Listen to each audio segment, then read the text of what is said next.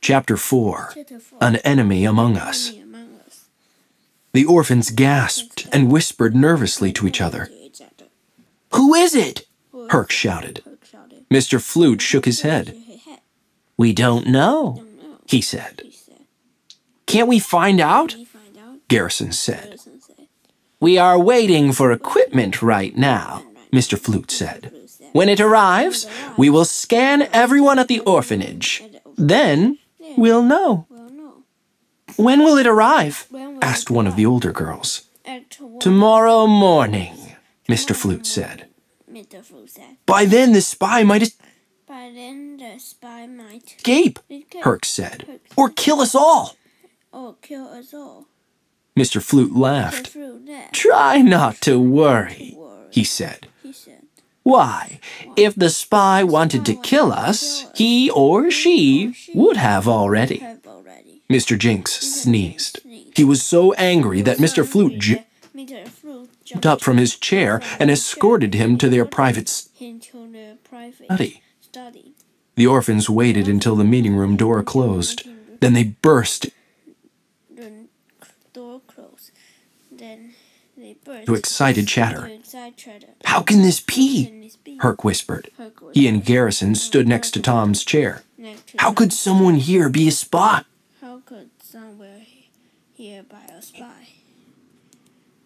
Tom could only shrug.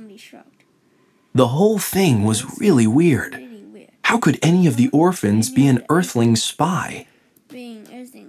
He'd known most of them his whole life. Mr. Flute and Mr. Jinx had brought him, Garrison, and Herc to the orphanage more than 10 years ago, when they were just babies. Garrison peered around the room. "I wonder who it is," he said quietly. Tom stood up. He nodded toward the door. "Come on," he whispered.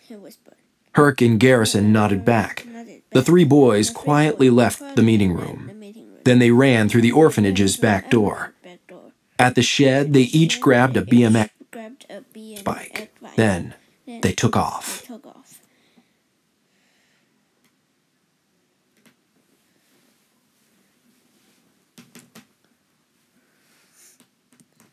"We have to figure this out," Tom said as the three boys sped through the winding walkways of the cemetery on their bikes. Herc pedaled hard around a tight bend. Then he hopped his BMX over a pothole and landed in the grass. He skidded to a stop. Garrison and Tom stopped too. "Who do you think he could be?" Herc asked. Tom shook his head. "It must be one of the new kids," he said. "I mean, we would have noticed something over the years if one the orphans had been an Earthling."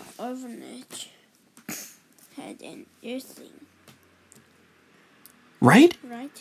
Garrison nodded. "Earthlings smell different, for one thing," he said. Herc laughed. "And they don't know a thing about geology," he added. Tom nibbled on his fingernails. He thought about all the orphans who had arrived in the last year or so.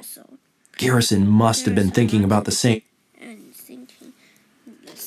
thing because he snapped his fingers. "Mabel," he said. "She just got here 3 weeks ago." Herc got off his bike and sat down. "Could be her," he said. "I wouldn't be surprised. We sure don't know her very well." "I don't know," Tom said. "She's only 6 months old.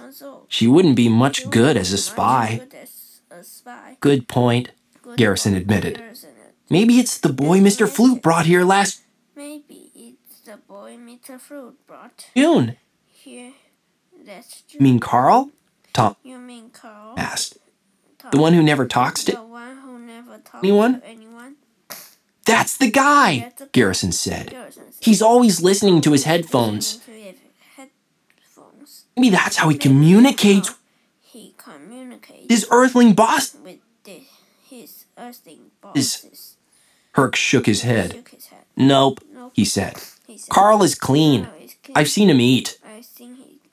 Oh, right, Garrison said. Earthlings eat with their mouths. Tom and Garrison shivered. Gross, Tom said. Something snapped nearby. It sounded like a branch. Herc jumped to his feet. Did you guys hear that? He asked. Tom and Garrison nodded. Someone's watching us, Tom whispered. Eavesdropping.